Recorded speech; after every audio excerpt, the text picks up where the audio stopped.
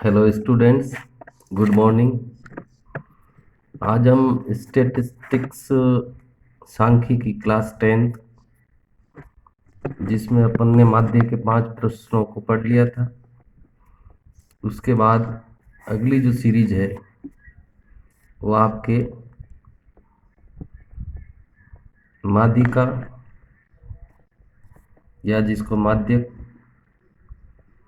और अंग्रेजी में मीडियन बोलते हैं, और एम जो इसका सिंबल है उससे दर्शाते हैं, इसकी टाइप्स पर स्टडी करेंगे।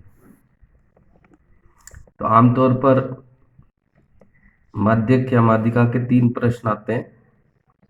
3 प्रकार से प्रश्न पूछा जाता है, जिसमें पहला प्रकार जो है वो है जब केवल विचर चर x दिए हो, यानी खाली आंकड़े दे रखे हो। दूसरी इसकी टाइप होती है जब चर x के साथ उसके साथ उस चरों की बारंबारता fd दे रखी हो। तीसरी टाइप इसमें आती है चर के साथ चर न होकर के चर के स्थान पर चरों का समूह यानी कि वर्ग, और वर्ग के साथ बारंबारता f दे रखी हो। तो तीनों जो प्रकार के प्रश्न हैं उनको कैसे हल करते हैं, तो सबसे पहला प्रकार जो है इस पर अपन नज़र डालते हैं। जब केवल चर या विचर x दिया हो तो इसमें आपको कोई सारणी नहीं बनानी है। इसके लिए क्या विधि है वो आपको ध्यान देना है। पहला जो बिंदु है वो है कि हमें जो चर या विचर जो दे रखे हैं या आंकड़े जो दे रखे हैं उसको आरोही या अवरोही क्रम में व्यवस्थित करना है। आरोही का मतलब होता है छोटे से बड़े क्रम में लिखना, और अवरोही का मतलब होता है बड़े से छोटे क्रम में लिखना। जब अपन ऐसा कर लेते हैं, किसी भी एक क्रम में व्यवस्थित कर लेते हैं, तब हमें दूसरा काम करना पड़ता है कि आपके पास जो चर या विचर है उसकी कितनी संख्या है, यानी विचरों की संख्या n का पता करते हैं। फिर दो स्थिति पैदा होती है कि विचरों की संख्या n यानी दिए गए आंकड़े या तो सम होंगे या फिर विषम होंगे। सम का मतलब जिसमें 2 का भाग बराबर जाता है, और विषम का मतलब जिसमें 2 का भाग बराबर नहीं जाता है। तो हम दोनों के अलग अलग पता करते हैं। जब n का मान सम हो, यानी जब पदों की संख्या सम हो, तो फिर माध्यिका ज्ञात करने के लिए आपको n/2वां पद ज्ञात करना पड़ेगा। यानी जो भी विचरों की संख्या है उसमें 2 का भाग लगाएंगे, उससे जो मान आएगा उस पद का मान जो है वो माध्यिका होगी। इसी तरह जब विचरों की संख्या n का मान विषम हो, यानी जिसमें पदों की संख्या ऐसी हो जिसमें 2 का भाग पूरा पूरा नहीं जाता हो, तब हम सूत्र यूज करेंगे m बराबर n+1/2, n+1/2 वहाँ पद, यानी उससे प्राप्त होने वाले पद का मान जो होगा वो माध्यिका होगी। तो चलो हम यहाँ एग्जाम्पल से सीखते हैं कि कौन से सवाल को कैसे हल किया जाता है। तो यहाँ पर एक क्वेश्चन है जिसमें चर दे रखे 5, 4, 3, 7, 2 और 8। अब आपको सबसे पहला काम करना है, विचरों को आरोही क्रम में लिखते हैं अपन। तो सबसे छोटा विचर 2 है वो सबसे पहला आएगा, उससे बड़ा विचर यहाँ पर 3 है तो उसके बाद आएगा, उससे बड़ा 4 है वो यहाँ आएगा, इसके बाद वाला विचर 5 यहाँ आएगा, फिर उससे बड़ा विचर 7 है वो यहाँ आएगा, और फिर 8 आएगा। तो ये हमने आरोही क्रम में लिख दिया, यानी संख्याओं को छोटे से बड़े क्रम में लिख दिया। दूसरा काम होता है हम इन पदों की गिनती करते हैं। तो 1 2 3 4 5 6, यानी यहाँ विचरों की संख्या n का मान कितना है, 6 है। तो सम पदों के लिए कौन सा सूत्र काम में लेते हैं, n/2वां पद। तो वही काम यहाँ पर करना है, m बराबर n/2वां पद। मान आया 6, 6 में 2 का भाग लगाया, तीसरा पद, यानी आपको तीसरे पद का मान देखना। तो पहले आगे से गिनते 1 2 3, ये तीसरा पद हो गया। आगे से पीछे से गिनते 1 2 3, तो यहाँ ऐसी स्थिति आ रही कि दो अलग अलग उत्तर आ रहे हैं। जब आगे से और पीछे से काउंट करने पर दो अलग अलग पद आते तो उन दोनों पदों को जोड़ करके 2 का भाग लगा देते। यानी 4 और 5 2 आंसर आए तो 4 + 5 बट्टा 2 यानी कि 9 बट्टा 2। तो माध्यिका का मान कितना बनेगा? 4.5 बनेगा। अब इसी तरह दूसरा एग्जाम्पल देखते हैं जिसमें विचर दे रखे हैं 10, 12, 18, 17, 16, 15 और 13। तो इन विचरों को हम आरोही क्रम में लिखेंगे। सबसे छोटा विचर यहाँ पर 10 है, उसके बाद 12 है, और उसके बाद 13 है, फिर 15 है, फिर 16 है, फिर 17 है और फिर 18 है। तो इनको छोटे से बड़े क्रम में लिख दिया। अब अपन पद की गिनती करते हैं। 1 2 3 4 5 6 7। यह पदों की संख्या 7 है ये, यानी विषम है। तो विषम वाला जो सूत्र है वह है m बराबर n+1 बट्टा 2 वां पद। तो यहाँ पर अपन ये अप्लाई करते हैं, m बराबर n+1 यानी 7 + 1 बट्टा 2। 7 और 1 कितना हो गया? 8 बट्टा 2। यानी कौन सा पद देखना पड़ेगा? चौथा पद। तो अपन आगे से देखते हैं, पहला, दूसरा, तीसरा, चौथा। पीछे से देखते हैं, पहला, दूसरा, तीसरा, चौथा। आगे और पीछे से दोनों से एक ही पद आ रहा, कितना? 15। इसलिए मादि का m का मान कितना हो जाएगा? 15 हो जाएगा। ये तो आपके थी पहली टाइप जिसमें विचरों को दे रखा होगा, ओनली विचर ऐसे दे रखे होंगे जिसमें या तो सम होंगे विचरों की संख्या या विषम होगी। सम होता तो n बट्टा 2वां पद ज्ञात कर लेंगे, और विषम है तो n+1 बट्टा 2वां पद का जो मान होगा वो माध्यिका होगी। अब जो दूसरी टाइप है थोड़ा उसको देखते हैं।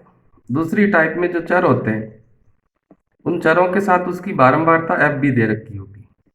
ऐसी कंडीशन में ऐसा का ऐसा प्रश्न माध्यक में भी था जब x के साथ f था, लेकिन वहां माध्यक में अपन कौन सी सारणी बनाते थे?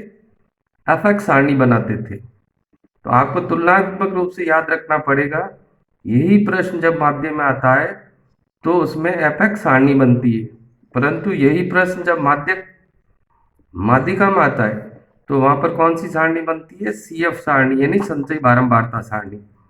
इसके क्या कॉलम होते हैं?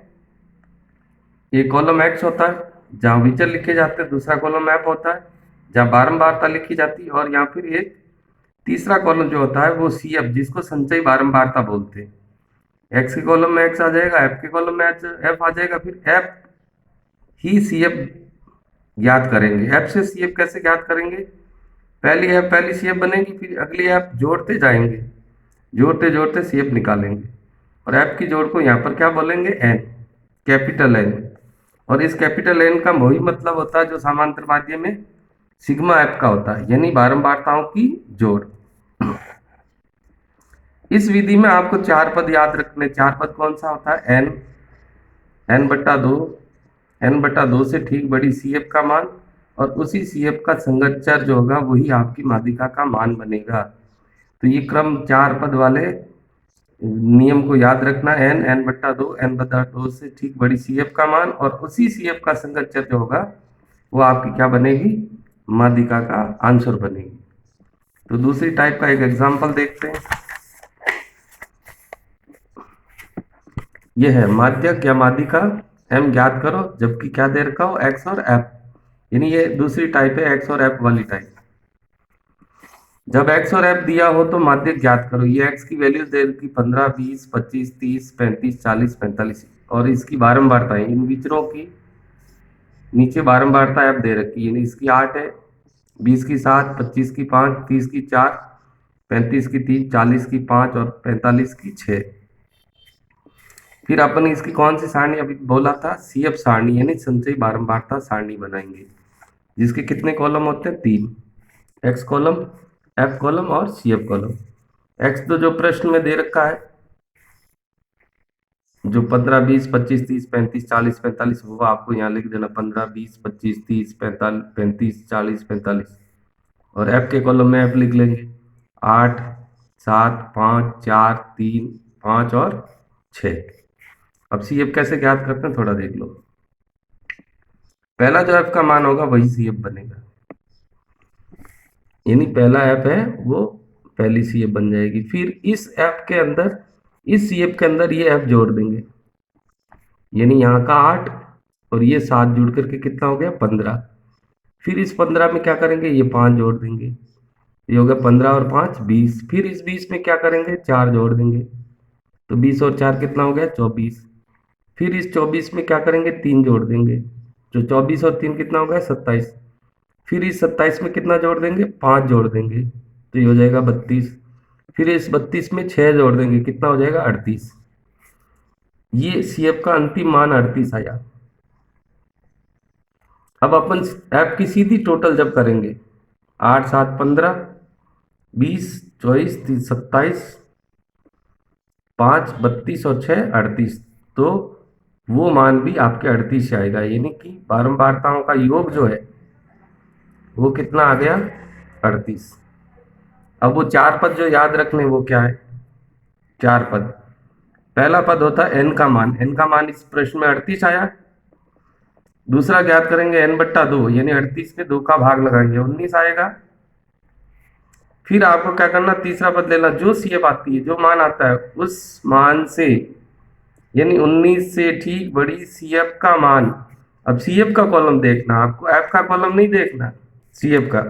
19 से ठीक बड़ा यहाँ पर, इसमें कौन सा मान है, देखो 8 15 20 24 27 32 38, तो 19 से बड़ा ठीक मान कौन सा है 20। तो ये हो गया 19 से ठीक बड़ी सीएफ का मान कितना हो गया यहाँ पर 20 हो गया।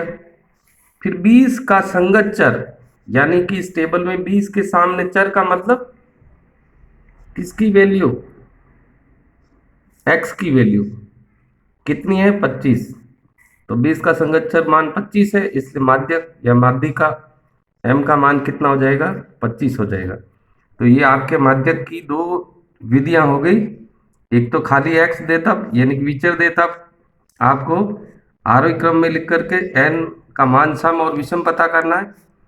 सम होता है n/2, विषम होता है n+1/2 पद ज्ञात करेंगे तो वो माध्यिका होगी। और जब x और f दे तब आपको CF सारणी बनानी है, जिसमें f को जोड़ते हुए CF निकालनी है, और f की जोड़ को यहाँ पर n बोलते हैं।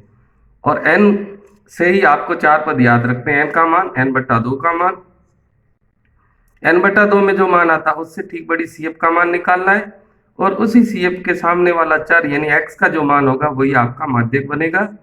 माध्यक का मान यहाँ से जो प्राप्त हुआ वो 25 हुआ। Thank you. अगला जो टाइप है वो अगली नेक्स्ट सीरीज में आपको बता दें।